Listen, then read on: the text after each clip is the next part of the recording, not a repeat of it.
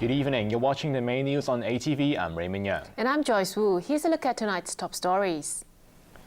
Leung urges voters to punish pan-Democrats in electoral elections for delaying his new technology bureau. 10 people charged over yesterday's anti-mainland protest in Tuen Mun, while tourism chiefs expect more visitors. And China executes disgraced mining tycoon Leung for murder and corruption. Chief Executive Leung is urging voters to punish opposition lawmakers in the next electoral elections, as his new Innovation and Technology Bureau will be delayed for months more because of their filibustering. Leung's latest attack came as a veteran Democrat warns the chief executive will be waging war against the opposition camp if he forbids his ministers from attending a Democratic Party anniversary dinner this month. At a luncheon with business leaders today, Chief Executive Leung admitted the deep divide in society over universal suffrage, but he tried to put a positive spin on it. No doubt there will be disagreements, large, small, and everywhere in between among us, among the good people of Hong Kong. He insisted that the election of the next chief executive in 2017 by one person, one vote must be conducted within the framework set by the National People's Congress Standing Committee.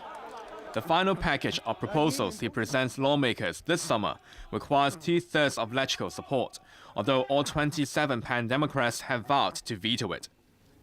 I've gone on record to say that I'm committed, so my consent as chief executive is not an issue. The NPC Standing Committee has also given its green light in its decision on 31st August last year. Now, all eyes are on electoral. He then took aim at opposition lawmakers for delaying the setting up of the Innovation and Technology Bureau, or ITB. A funding request is now being held up by filibustering at the Finance Committee. We are left with 8 hours after all this filibustering, 8 hours on coming Saturday. If electoral members, and these are the opposition members of electoral, do not give up filibustering, we'll probably lose ITB, definitely for a few months. It will be very sad for Hong Kong. Leung warned the pan-Democrats of consequences in the 2016 electoral elections. Hong Kong people should speak up and speak out. And Hong Kong people probably want to cast a vote according to the view on filibustering when it's election day again sometime next year. But he did not mention his government's plans to boycott the Democratic Party's 20th anniversary dinner later this month. On the radio this morning, former party legislator Fred Lee warned Leung that he will be declaring war against opposition lawmakers if no minister turns up for the event. Lee and his concerned group on political reform released a survey yesterday showing that less than half of Hong Kong people are willing to pocket any package restricted by Beijing's tight framework. The former lawmaker agreed that the pan-Democratic camp is becoming radicalized, with moderate members losing ground. But he urged his own party not to go down that road. Executive Councillor Bernard Chan was also pessimistic today about the current deadlock over reform. If Beijing is not making concessions this time, why does anyone think it will in the future? He asked. Chan urged the public to work within the current framework and see how to make the 2017 polls more democratic. 10 people have been charged with assaulting police in yesterday's violent protests in Tuen Mun against mainland visitors. Tourism chiefs have expressed concern about rising tensions, but they're expecting even more visitors from across the border this year. Here's ATV's Alison Chan. It was back to business as usual in Tuen Mun this morning, following yesterday's rowdy protests against mainlanders and parallel traders. The district was bustling again with visitors from across the border, wheeling suitcases and trolleys to stock up on essential goods. Hundreds of angry Tuen Mun residents took to the streets yesterday, complaining that the influx of mainland shoppers has made life unbearable for them. Police used pepper spray and batons to break up angry mobs who stormed into shopping malls to vent their frustrations. Tens of those who were arrested yesterday have been charged with assaulting police and obstructing their work. While police condemned the violence, government officials were quiet about it today, reflecting the sensitivity when it comes to tensions between locals and mainlanders. Tourism Board Chairman Peter Lam was asked about it this afternoon. We understand the outcome of the people is protesting about the visitors from mainland China. As I say, it's not very good for Hong Kong image in general, but I can understand it's also jeopardizing the relations between Hong Kong and Chinese peoples. According to the latest figures from the Tourism Board, nearly 80% of the 60.8 million visitors to Hong Kong last year were from the mainland, a 10.6% rise over the previous year. More are expected this year. But tourism chiefs rejected calls to control the influx of cross-border visitors, stressing the importance of the revenue they bring and the need to keep Hong Kong competitive. Instead, they plan to focus on attracting overnight tourists rather than one-day visitors. We are spending literally $0 on same-day visitors. And we are spending close to 100% of our resources in the mainland market that is outside of Guangdong. And they have a higher propensity to come to Hong Kong and stay overnight. Alison Chan, ATV News. Hong Kong Disneyland has made a profit for the third straight year, jumping by 36% to $332 million. The number of visitors in the financial year up to September 2014 reached a record 7.5 million. ATV's Winner Wong reports.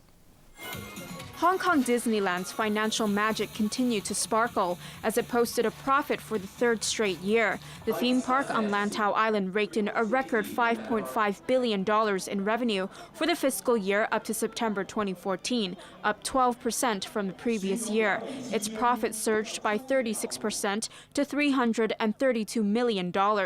Although attendance only rose by 1%, or 100,000, the number of visitors going through the turnstiles was a record 7.5 million people. About half of the visitors were from the mainland and 32% were locals. Customer spending jumped by 11% as the park recorded healthy growth in all its business sectors.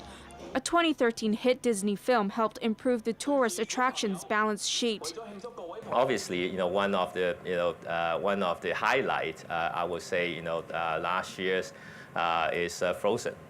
Frozen, the success of Frozen has contributed a lot to our, really healthy merchandise sales and revenue. Hong Kong Disneyland, majority owned by the SAR government, went into the black in 2012 after losing money since opening in 2005. Cam dismissed fears that Shanghai Disneyland, which will open in the first quarter of next year, will draw tourists away from the Lantau landmark. He said the two resorts will cater to different regions. Hong Kong's other major attraction, Ocean Park, announced today that it will provide free Wi-Fi to all visitors. The first phase of the project is expected to be completed by the third quarter of this year. Winner Wong, ATV News. Lawmakers have voted down a motion calling on the government not to renew ATV's broadcasting license over the late payment of staff wages. But the Communications Authority is warning it may start proceedings to suspend the station's license if it fails to pay license fees on time again. ATV's Arthur Urquiola reports. Staff at ATV are still waiting for their January salaries, while some have not been paid December's wages yet. The Communications Authority has also fined the station $200,000 for failing to pay license fees and wants the amount settled in 2 installments by next Wednesday and the 18th of March. These two are in fact directions to ATV. So if ATV doesn't actually comply with these installment deadlines, that means we'll have to consider whether we need to step up sanction, including procedures for either a temporary suspension or revocation. But on whether ATV's license will be revoked, Ho reiterated that the authority can only make a recommendation to the chief executive, who has the final say. In fact, we submitted our recommendations on the 4th of November last year.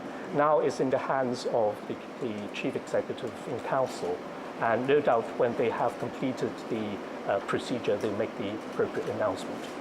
Earlier, Ho and Commerce Secretary Greg So were evasive and bureaucratic with the replies when grilled by lawmakers on whether they are dragging their feet in dealing with ATV. Lawmakers on the Information Technology and Broadcasting panel voted down a motion moved by the Civic Party's Claudia Mo, calling for ATV to be strongly condemned for delaying staff wages and using the excuse of loaning them money to retain them. The motion also called for the panel to urge the administration to immediately refuse the renewal of the station's license and sanction those in charge. But the panel did support a less severely worded motion by the DAB's Wong Tin Kwong for the panel to express regret for the late wage payments and to urge the administration to consider the station's track record when dealing with its license renewal. Arthur Ricchiola, ATV News. China has executed mining tycoon Leung, who was sentenced to death last year for murder, corruption, and running a mafia-style gang. The billionaire had been linked to the eldest son of disgraced security chief Leung, who is awaiting trial for corruption. Leung used to head the Hanlong Group, the biggest private conglomerate in Sichuan province. He was executed today, along with his brother Liu Wei and 3 associates. They were convicted last year of murder and running a mafia-style gang.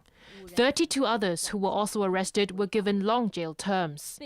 Leung was once one of China's richest persons, and his business empire included interests in Sichuan's mining, power, real estate, and finance sectors.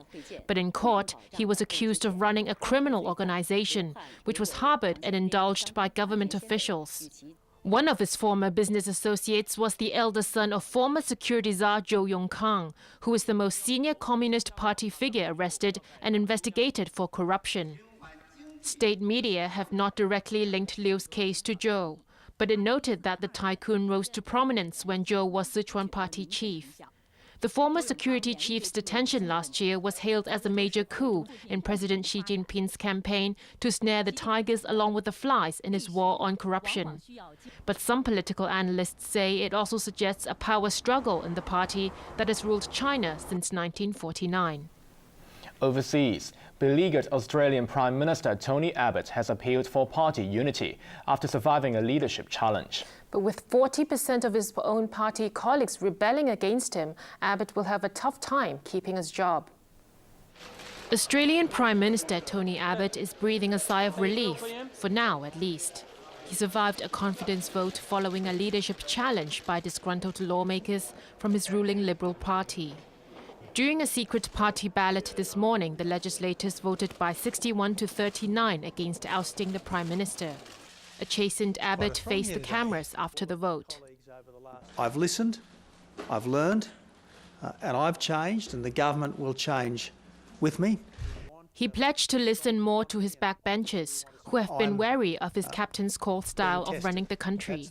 The last straw came when he awarded an Australian knighthood to Prince Philip, husband of the British Queen.